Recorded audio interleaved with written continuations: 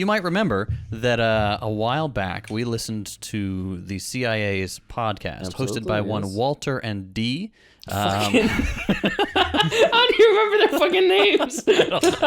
We saw the CIA has not just a podcast anymore; they have a masterclass. And as we all know, masterclass is a masterclass, much higher level. This is for fancy people. This is for real people, like MKBHD, George W. Bush, Madeleine Albright. Ever heard of them? Now the CIA. They're compiling all the war criminals. Let's see who Netanyahu's gonna be next. How to carry out a genocide. Honestly. Nightmare blunt rotation, bro. Yeah, fucking hell. So here you go. I'm going to let the ghouls introduce themselves. The three of us had a front row seat to history being made. I was at CIA for over 30 years, and I think about the life lessons from those experiences every day. As a former undercover CIA officer, I've learned a lot about human nature, and it's served me well in the private sector. I don't think there's anything that catalyzes relationship like the potential that if you don't have each other's backs, people will die. It doesn't get more real than that. This class is for anyone because much of what you learn at CIA is applicable to everyday life, to your career, to a business you might work in or run. You need to know this. In this class, you'll learn how skills acquired in the CIA can help you build better relationships, How to communicate better and navigate risk. and how to use critical thinking to make better decisions to more effectively get what you want. I'm Michael Morell, former Deputy Director of CIA. I'm Don Myricks, former Deputy Director of CIA for Science and Technology. I'm Brian Carbaugh, former Director of CIA's Special Activities Center. And this is Masterclass. I think that was the most disappointing thing right off the bat. They're just like, this is a masterclass about the CIA and how you can do better at work. It's like, We are so cucked. Masterclass, the whole operation doesn't even have enough balls to be like, we will make you into a manipulative piece of shit, and you're gonna fucking like do fucked up things, brother. Let's go. No, it's like better at office. Amanda from HR will listen to you more. Yeah. When I joined the Central Intelligence Agency, I joined what was then known as Ground Branch. These are the people who carry out unique special operations around the world as part of presidentially directed covert action. All of the officers who join Ground Branch as operators will join the CIA as paramilitary operations officers, which means they bring with them then unique skills that they have acquired throughout service in special operations units in the active duty U.S. military. For me, that was the Marine Corps. so unique operations, covert action. We got one of the people you typically think of directed. Fucking personal guard, bro. These are like the assassins. These are the people who go and do the really evil shit. So ex-military, trained to sabotage, murder, bug, destabilize, etc. So on the one hand, very, very gross. But on the other, at least it's not Walter and D, the bean counters. Oh my god, we had a shitting on Walter and D counter just to fucking in the strangest way, when I saw him, I was like, okay, this might be relatively interesting. Yeah. Because the other two are like, hey, we got you like two of the office guys from the CIA headquarters. Very boring to listen to, but the difference is that this guy's a literal terrorist. Yeah. He carries out clandestine paramilitary operations in other countries, resulting in death, destruction of infrastructure, kidnapping, torture, all the rest of it. He himself goes on a whole tangent on how cool and great the CIA is at training its people to acquire sensitive data from its marks, or whatever the stupid fucking words that they use. Talking about it's a science, it's such a big deal. And then in the end, how he summarizes, he's like, if someone has information that can help you, cultivate a relationship with that person. You're my friend, right? As he puts on the nipple waterboard clamps. them. Exactly. Blow up their wife's car. Exactly. I like to think we have a good friendship going, right? As he's cranking the needle on the battery, like, bzzz. Yeah, exactly right, yeah. Now, could you please tell me what the lock combinations are where you keep the numbers, Mason. Back to the video in just a minute. Let's hear from today's sponsor, Incogni. A little while back, a massive data breach involving the National Public Data Company exposed tons of personal information of millions of people to the public, including their social security numbers. NPD is a data aggregator that collects information from various sources without your knowledge or consent, which allows for massive breaches like this to happen should hackers be determined enough. This information being online for all to see exposes you to various dangers such as scams, identity theft, online harassment, and stalking. Data breaches can leak your name, social security number, login credentials, home address, location history, online activity, and more. Many data brokers sell this bulk data to companies, which may use it to target vulnerable and disadvantaged groups, to increase insurance rates, or other unpleasantries. So how does Incogni solve this issue? Incogni reaches out to data brokers on your behalf, requests your personal data removal, and deals with any objections from their side. Through an automated process, Incogni will make sure that your data stays off the market by conducting repeated removal requests. Whenever a new record pops up on a data broker site, Incogni will automatically take care of it. That's what makes Incogni's yearly subscription especially great. Incogni will continue protecting your data privacy for as long as you use the service. For my viewers, use the link below to get an exclusive 60% off an annual Incogni plan. How do you get started? First, create an account. Grant Incogni the right to work for you by contacting data brokers on your behalf, and relax as Incogni requests your personal data removal, handles any objections from data brokers, and keeps you updated on their progress every step of the way. So what are you waiting for? Click my link in the description, get your 60% off an annual Incogni plan, and start protecting your data today. Thanks to Incogni for the sponsorship. This allows me to pay my editor fairly, which is much appreciated. Alright, back to the video. Look, after this bombshell illustration, they have a roundtable discussion like there's some fucking like there's super spies, and these genius minds they come together to tell you that if you want to cultivate a relationship with somebody, you need to spend time with them. Yeah. One of the most powerful principles of the human intelligence business inside CIA that I think we've all seen is that sacred relationship between the case officer and a human agent. Integral to that is the sense of trust and confidence that has to be implicit in that relationship. So the first thing I'd say is be patient. That's exactly right. I think if you try to rush it, then you don't establish the basis of trust to have the deeper conversations, right? That's something that's more than superficial. And that just takes time on target. Yeah. And you really need to get to know them, right? And the only way to do that is take that time and ask a lot of questions. And listen really hard. Yes. I still teach a leadership course for the CIA. One of the things I know that we teach in classes is wait. Why am I talking? And waste. Why am I still talking? Right. Wait some more. That's right. And it really is. It really emphasizes, and that's what we're doing in the class. We're emphasizing that to really get to know somebody, it's not about you waiting to say your next 3 words. Exactly.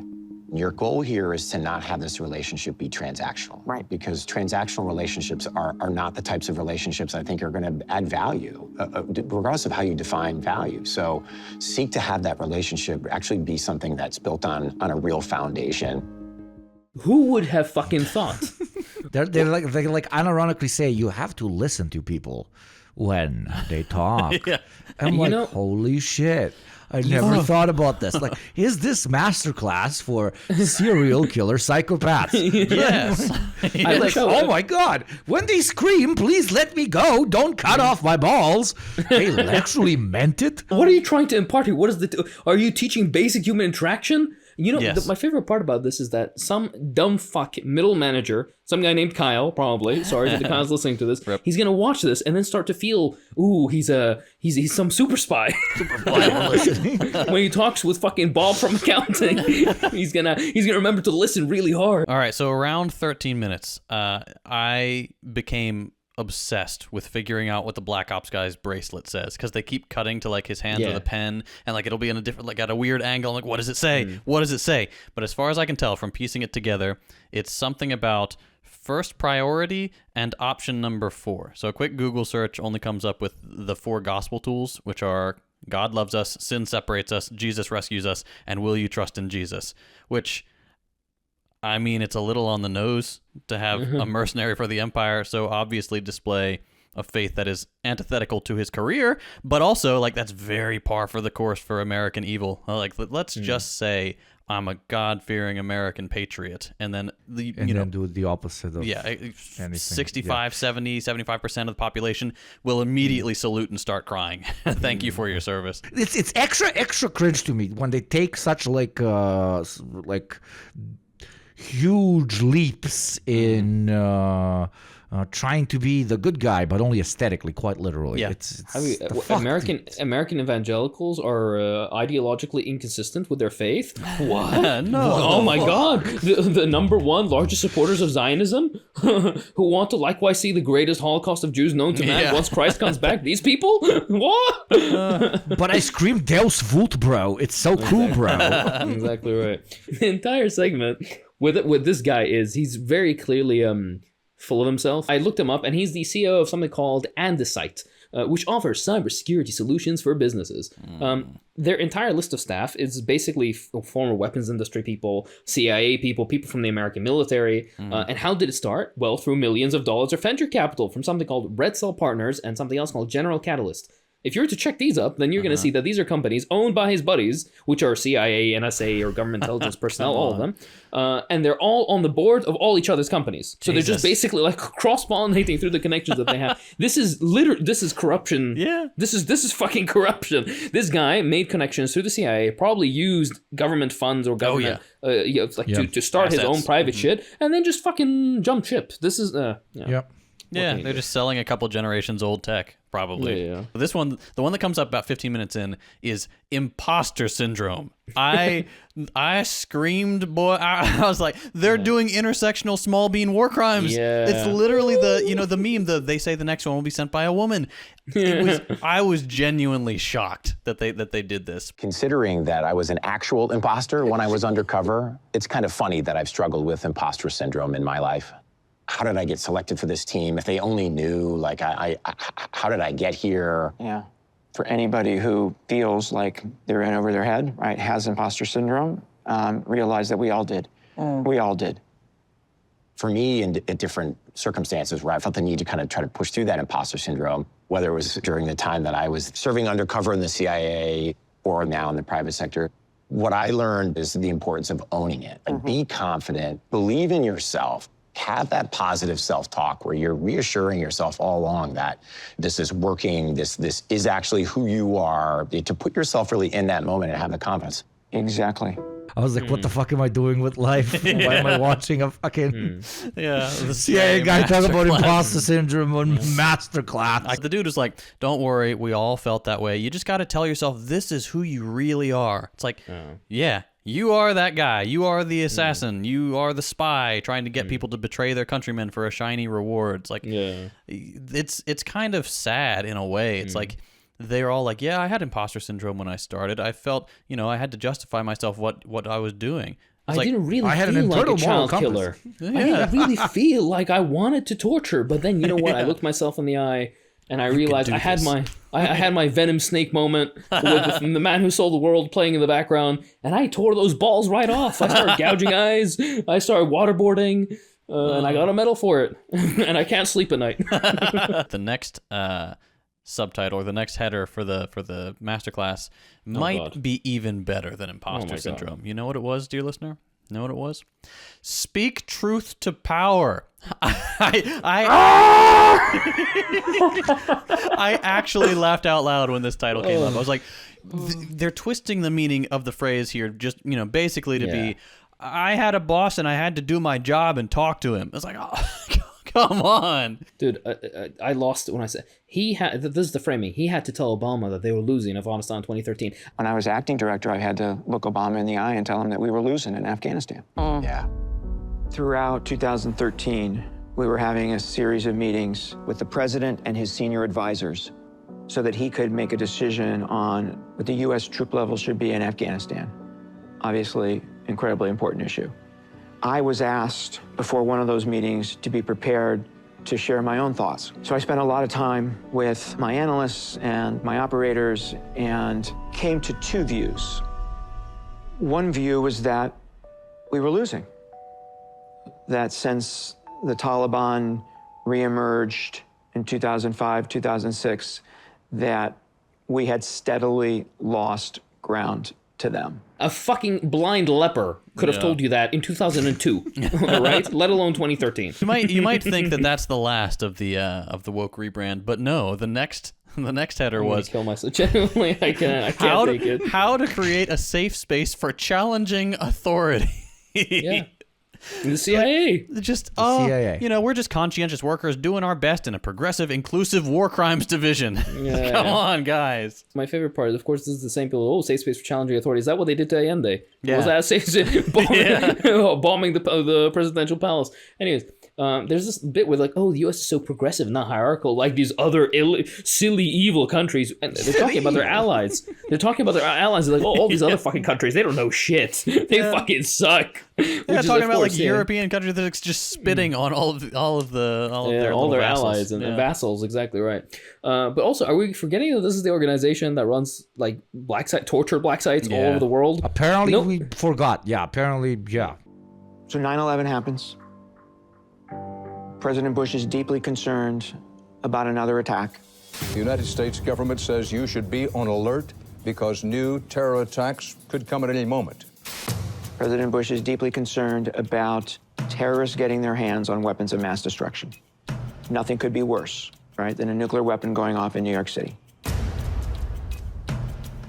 In Iraq, we had a government that had relationships with terrorist groups, and also once had weapons of mass destruction, had a chemical weapons program, actually used chemical weapons against the Iranians and against their own people. President Bush, deeply concerned that Iraq could give its weapons of mass destruction that we thought they had to al-Qaeda. Look, if that was true, they would never the United States never in a million years would go on the offensive and attack aimlessly. The United States has proven itself to be a rabid animal that only understands force every single time real force is, every time real force posture is taken with the US, they actually develop some level of reason, at least enough not to do anything stupid like the nukes and DPRK. They haven't invaded and destroyed North Korea because they have fucking nukes, right? Yeah. If terrorists could actually threaten the United States and be like, we're going to detonate a nuke in New York City, they would do their utmost to fucking, de-escalate and go on talks and whatever. Anyways, he then mentions Iraq, and he says, Iraq had terrorist connections with terrorist groups and had WMDs, which are both proven lies, of course. Lying to the American public again into this, even though this is common knowledge. For the people who need to know this, Iraq relentlessly suppressed al-Qaeda affiliates and abandoned, very incorrectly in my opinion, this was a very incorrect policy decision, abandoned peaceful nuclear energy generation development in the 80s after the Israelis illegally struck it. And it was called terrorism on the world stage and was highly condemned at the time. But of course, Israel is a rogue nation. They can do whatever the fuck they want because Big Daddy US will protect them from any consequences.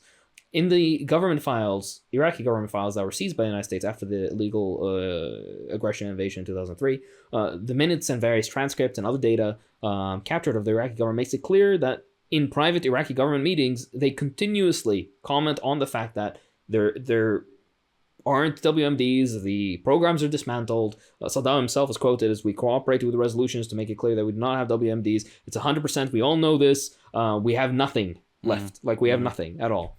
And the example they use in their bullshit, newspapers that are sprawled across the screen, in the edit, is chemical weapons used by Iraq during the Iran-Iraq War, which were given to them or sold to them by Germany and the United States. Number one. And number two, which was a weapon also used by Iran against Iraq at the time. So it was something that was happening in between both countries. And the United States was the one fucking selling this shit to Iraq. And then he keeps trying to convince the audience in this preliminary bit that the CIA and intelligence community and the United States government genuinely believed that the Iraqi government, a secular and Arab socialist government deeply opposed to the Salafi jihadi ideology of al-Qaeda, was somehow in cahoots with the same terrorist groups, when in fact our prisons were filled with nothing but these types back in pre-2003. Look, it's Arabs or Arabs. That's what we believe. Exactly right, yeah.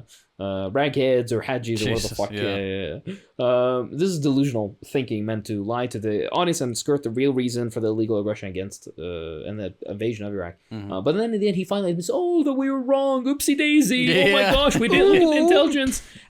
Millions of fucking people died, you piece of shit. This is not fun. He never mentions, by the way, the central reason of the weapons of mass destruction nonsense, which was AIPAC lobbying and Israeli lies about Iraq having weapons of mass destruction. And that's because Iraq was a conventional military threat, not a nuclear one, but a conventional military threat to Israel, and Israel couldn't stand that. And that's why they basically mobilized their American overlords through lobbying and illegal bribes to American government to pass forward this illegal war. If Iraq didn't hurt either, yeah. Exactly right, of course. Yeah, a lot of this section was about like contrition, like being contrite, hanging your head, accepting the flogging, whatever. Like the Bush guy says he was number 3. There's no flogging. That's the thing. Well, exactly. It'll come in the afterlife. Don't worry. This man will be carried by his fucking toenails. Yeah, but that is the persona they want to put forward here, right? On this platform that they have. So he says, he's number 3 in the analytic chain of command when Bush made the decision to invade Iraq, and then he does the whole spiel with the dramatic music leading up to it. Colin Powell said this and this and this. Dramatic pause. Music stops, and you're like, oh shit, is he actually going to say we lied? And then no, he says we decided to invade Iraq on faulty data. Shrug, oopsie.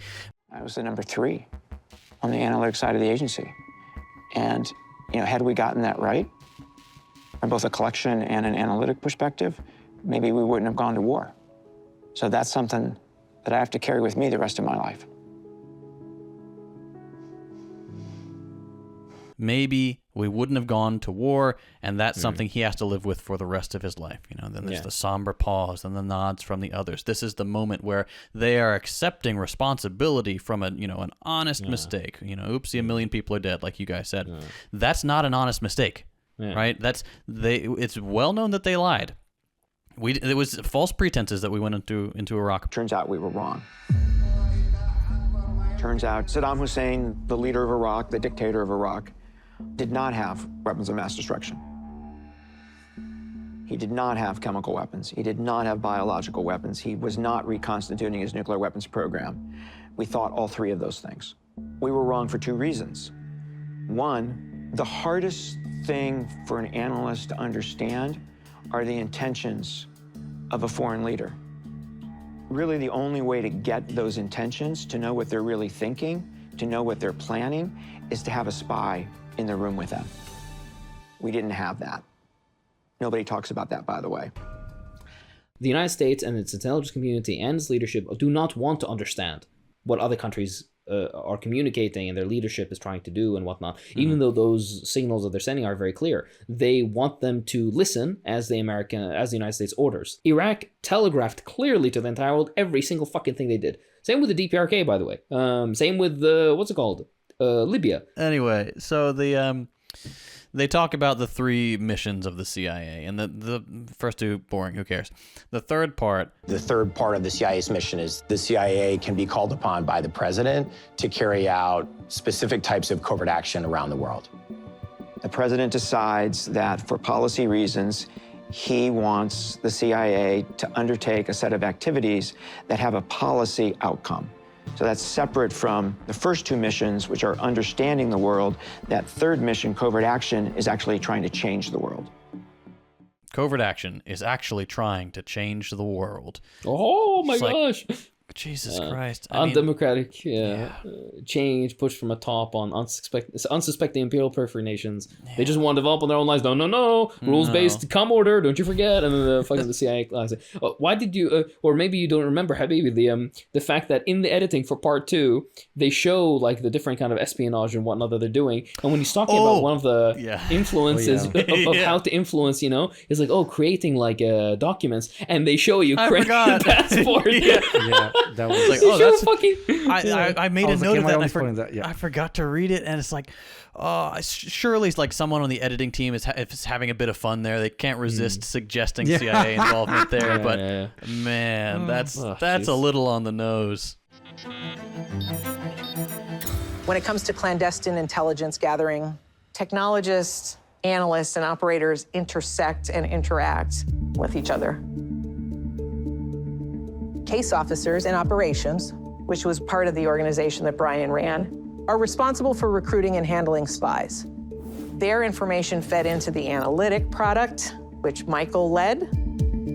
The role of the science and technology organization at the agency, which I ran, is to do all of the cool stuff that case officers and assets use for communications, for disguise, for manufactured documents, or anything that you needed in order to get into and out of a place that you weren't supposed to be without being spotted. And then it kind of switches to like Dawn talking about why she's in this industry at 325 JT. Oh yeah, so the she literally says, I wanted to make people's lives better with technology.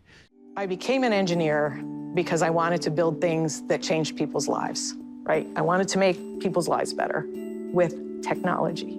That's my button, that's the thing, right?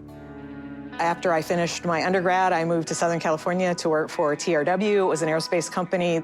Ended up going to Jet Propulsion Laboratory as a part of NASA. And then I got recruited to build command and control for the entire Army. And because we actually delivered systems that worked, came to the attention of a Navy admiral and ended up at the Defense Information Systems Agency. We built command and control that was used in Desert Storm 1 and 2. And changed the way warfare is done. And then I decided that I needed to get back into industry because I felt like I wasn't staying current enough, and I love technology.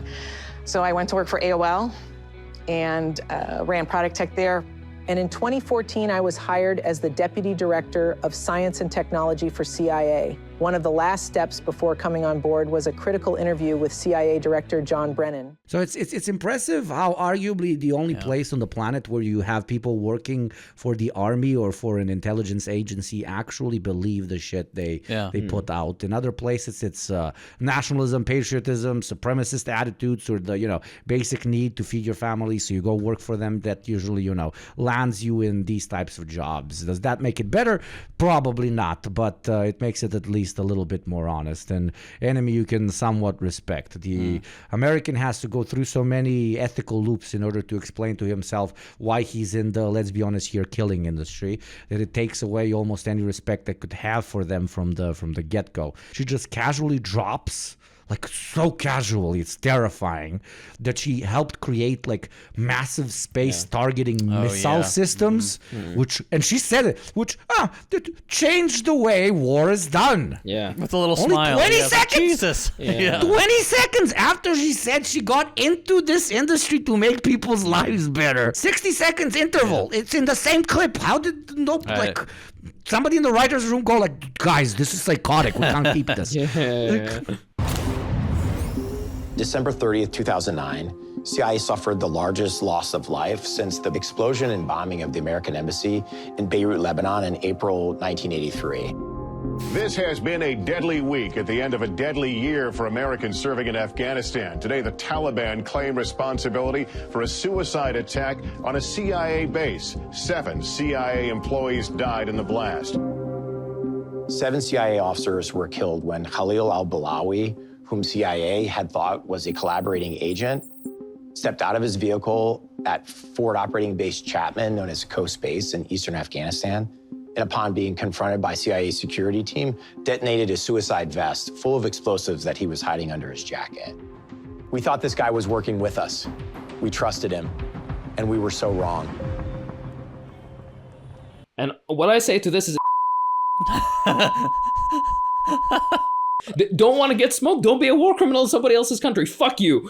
Yeah. Towards the end of the episode, Michael goes on a little dramatic, what's the word? Revelation.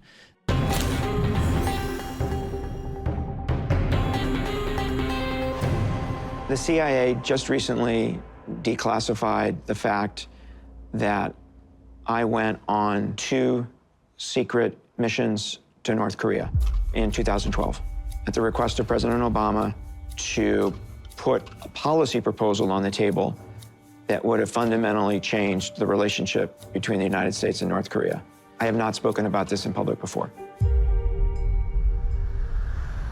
Keep in mind, the U.S. has never had diplomatic relations with North Korea, which is what made these missions so unique.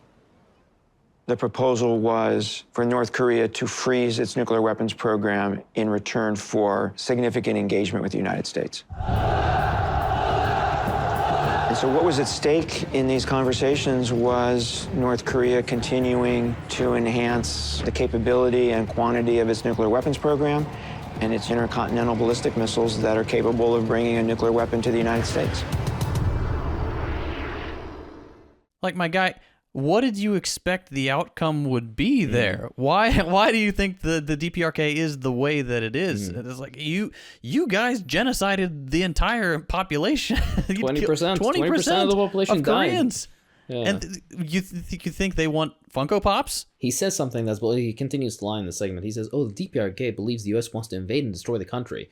Destroy North Korea, they mean. And he's like, "Oh, this is absolutely not true. No, there's no indication of this. But this is what they believe, and we have to meet them at what they believe." I'm like, this is bullshit, right? Yeah. This dumb fuck is framing this as some unreasonable assumption, admitting that he was the reason Iraq got destroyed for similar bullshit hunches from his so-called intelligence team.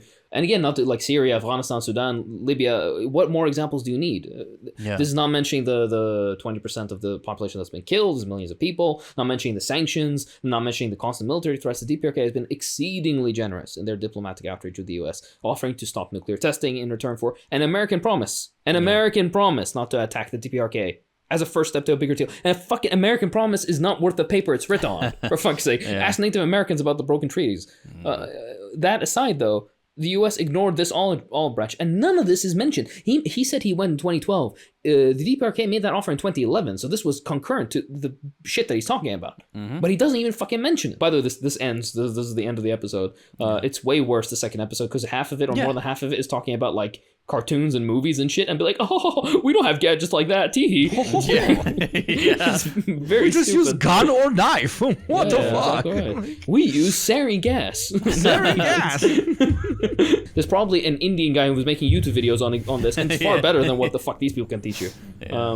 What I don't understand, and this is the kind of concluding point, how can anybody pay for this? How could anybody see this and be like, "Oh, you know what? I need to get in on this." This is content for you, for the people listening. Okay, thank you so much for supporting us, because this is the only reason we would even have the energy, the ability to look at something like this. We love you all. Thank you so much for your support. Thank you for all your nice comments and lovely art and support on the Patreon, of course. The lovely things that we discuss and have fun with on the Habib chats, which we had one right before this episode, and it was absolutely fabulous and fantastic. And we love all our Habibis. If you want to upgrade your tier, then you might get some extra content, which now is like 40 bonus episodes or something. It's a lot. Something like that. It's a ridiculous amount of content, and it's all fucking banger. The Obama episode, the Obama documentary one, we tore it to shreds. And this is like a third as painful, this one, as the Obama one was. So do go give that a look.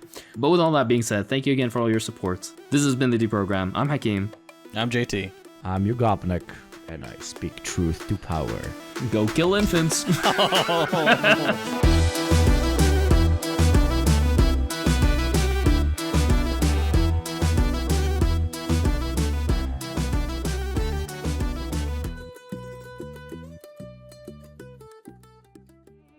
That's all for this time. If you enjoy what I do, then please consider supporting me on Patreon. It really does help. I'd like to thank my patrons, so thank you too.